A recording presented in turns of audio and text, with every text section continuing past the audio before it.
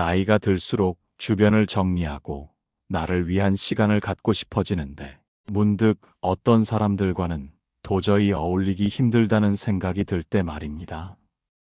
연인이 아닌 관계로 친구나 지인으로서 함께하면 할수록 기운이 빠지고 마음이 불편해지는 사람들이 분명히 있습니다.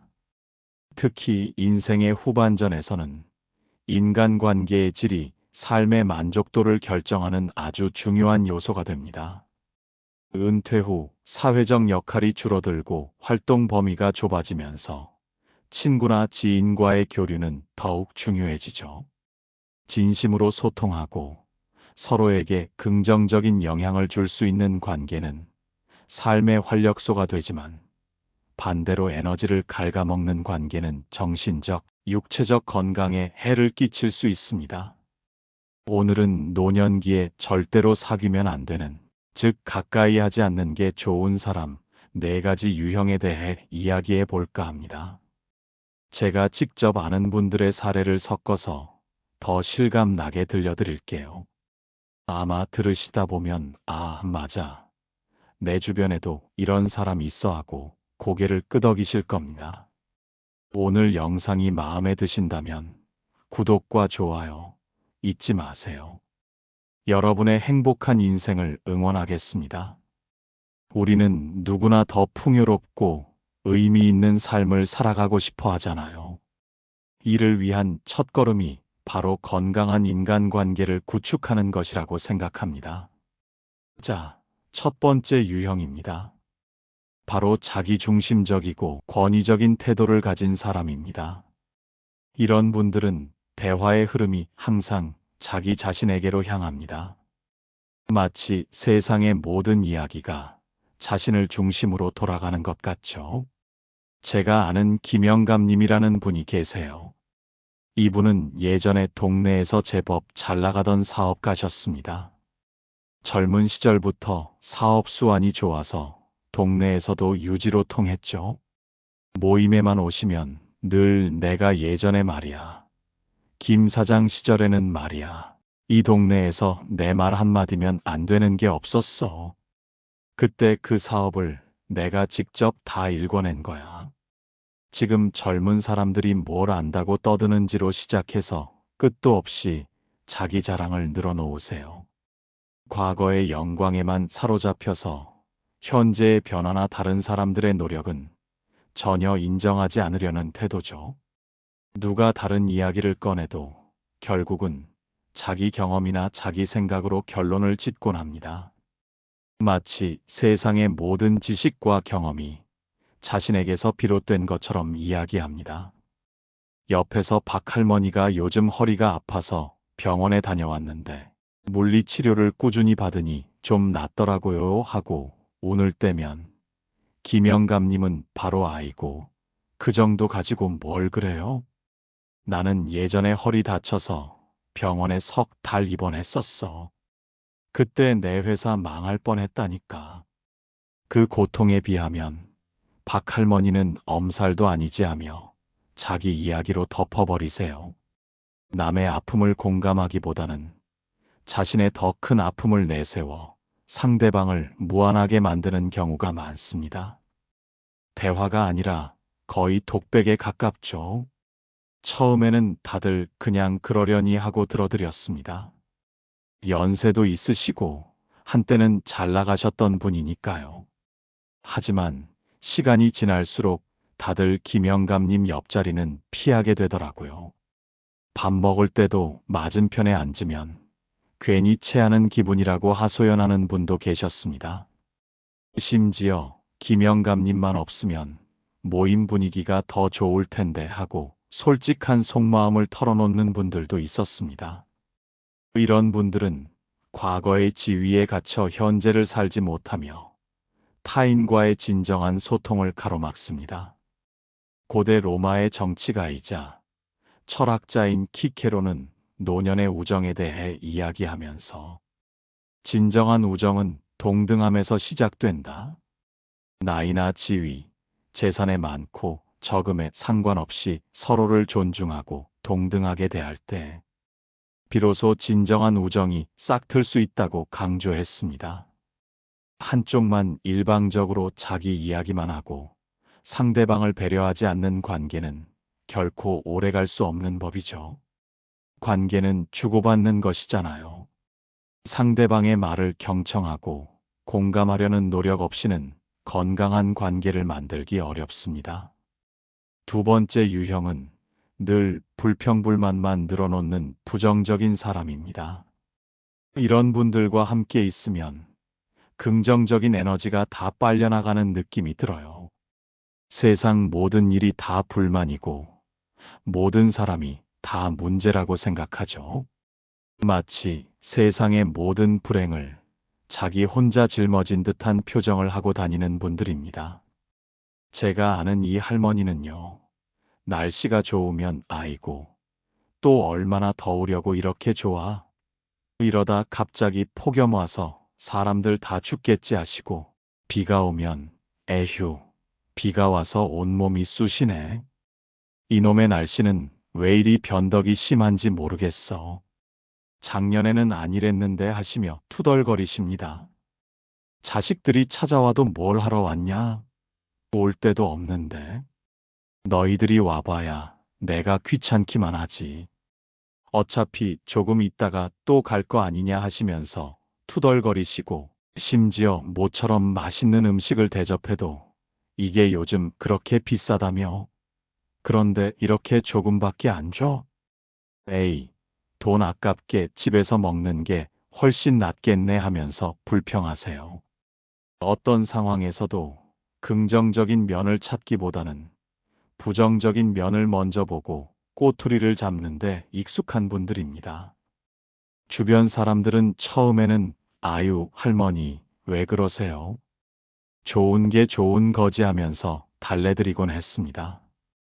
혹시나 할머니의 마음이 아파서 그러시는 걸까 싶어 걱정하고 위로하기도 했죠. 하지만 이제는 다들 한숨부터 쉬곤 합니다. 이 할머니만 오면 분위기가 싸해진다는 말이 나올 정도입니다. 얼마 전 동네 경로당에서 다 같이 제주도로 여행을 가기로 했는데 이 할머니는 가는 내내 버스 좌석이 불편하다. 식당 밥이 맛없다. 관광지가 너무 시끄럽다. 바람이 많이 분다.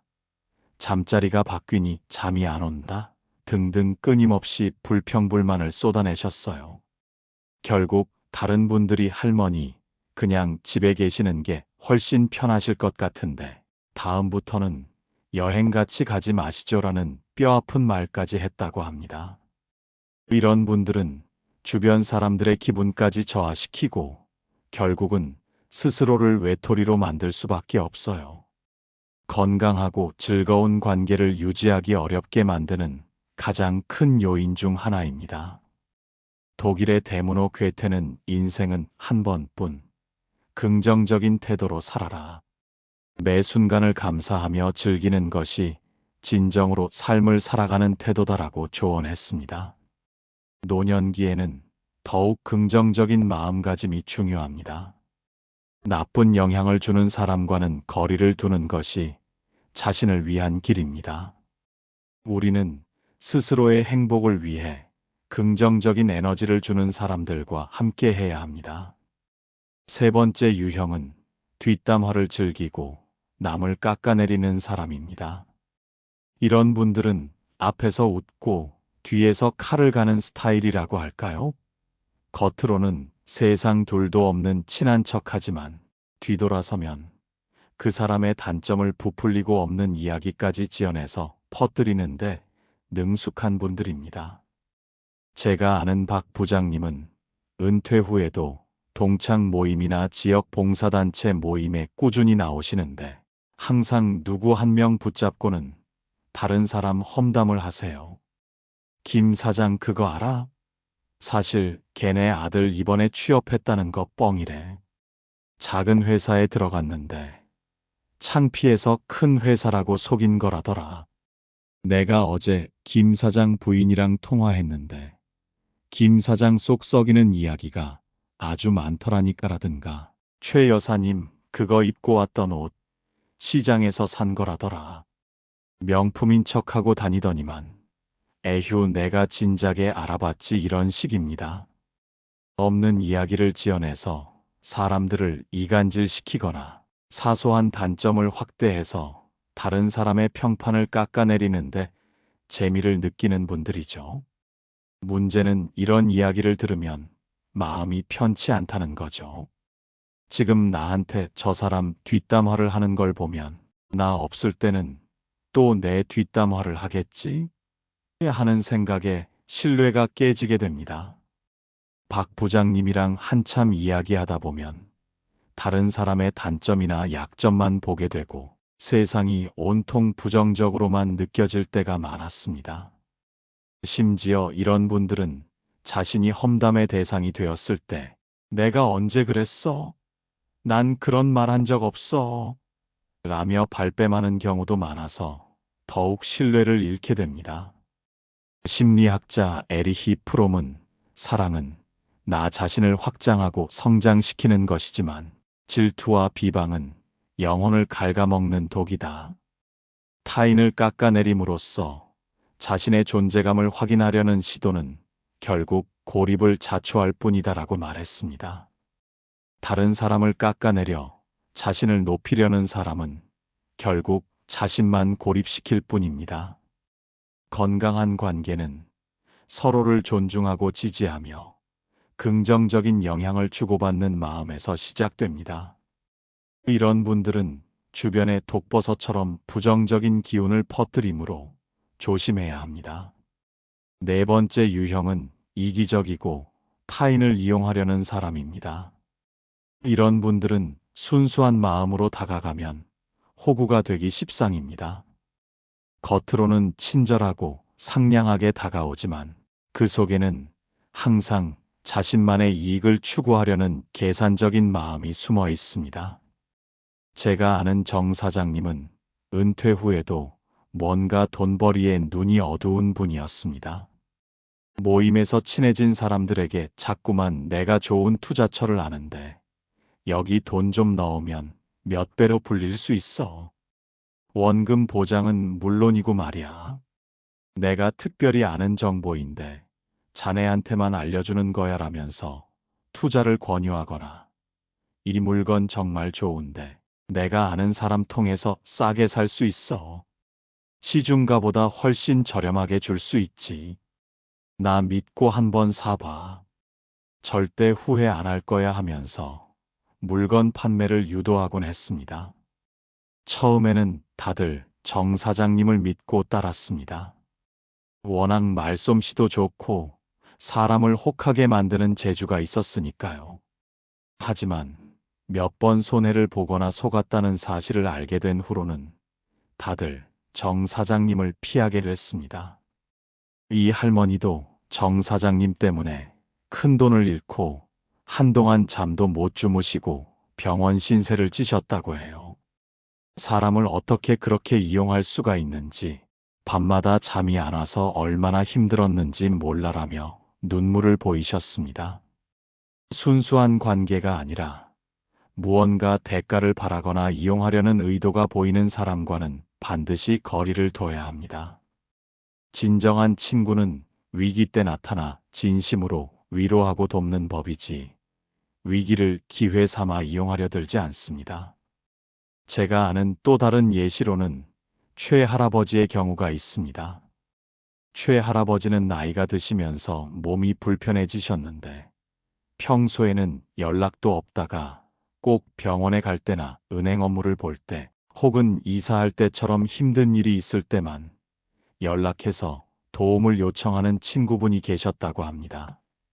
물론 도움이 필요한 친구를 돕는 것은 좋은 일이지만 그 친구분은 평소에는 최 할아버지에게 안부 전화 한 통 없다가 꼭 필요한 순간에만 나타났다고 해요. 마치 최 할아버지를 자신의 편의를 위한 수단으로 여기는 듯한 태도였죠. 최 할아버지는 처음엔 나도 그냥 그러려니 하고 도와줬어. 친구 좋다는 게 뭐겠어. 그런데 매번 이런 식이니까 나를 그저 심부름꾼으로 아나 싶더라. 내 처지도 생각 안 하고 자기 불편한 것만 해결하려고 하니 서운할 수밖에라며 서운함을 토로하셨습니다. 이런 관계는 결국 한쪽의 희생과 불만으로 이어질 수밖에 없습니다. 진정한 관계는 서로를 존중하고 아끼며 진심으로 서로의 안녕을 바라는 마음에서 시작되어야 합니다. 고대 로마의 철학자 세네카는 우정은 이익을 좇지 않아야 하며 그 자체로 보상이어야 한다고 말했습니다. 계산적이거나 이기적인 마음으로 맺어진 관계는 결코 오래가지 못합니다. 이런 사람들은 겉으로는 친절해 보일 수 있으나 결국 우리의 마음과 에너지를 소모시키는 존재일 뿐입니다. 여러분, 노년기는 인생의 마지막 황금기입니다. 이 귀한 시간을 마음 편하고 긍정적인 사람들과 함께 보내야 합니다. 은퇴 후에는 사회적 관계망이 축소되면서 외로움을 느끼기 쉽고 따라서 인간관계의 중요성이 더욱 커집니다. 이때 어떤 사람들을 곁에 둘 것인가는 우리의 삶의 질에 직접적인 영향을 미치게 됩니다. 오늘 제가 말씀드린 4가지 유형의 사람들을 꼭 피하시고 여러분의 삶을 더 풍요롭고 행복하게 만들어줄 좋은 인연들을 많이 만드시길 바랍니다. 정리해 드릴게요. 나이 들수록 피해야 할 사람, 첫째, 자기중심적이고 권위적인 사람. 이런 사람들은 대화의 균형을 깨고 우리를 무시하는 경향이 있습니다. 둘째, 늘 불평불만만 늘어놓는 부정적인 사람. 이런 사람들과 함께 있으면 우리의 긍정적인 에너지마저 소모됩니다. 셋째, 뒷담화를 즐기고 남을 깎아내리는 사람.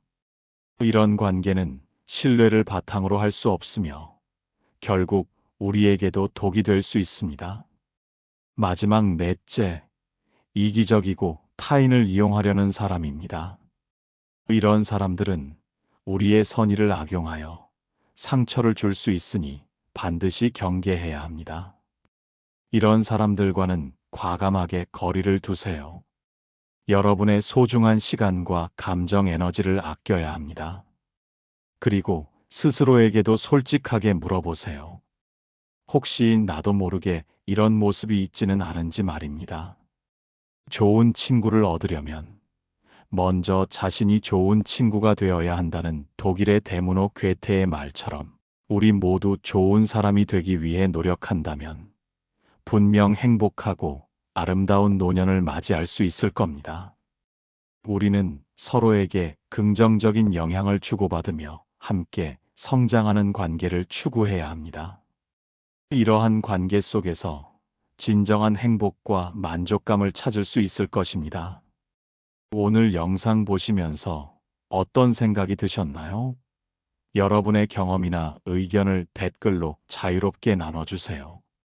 여러분의 이야기가 또 다른 누군가에게 큰 위로와 지혜가 될 것입니다. 끝까지 시청해 주셔서 감사합니다.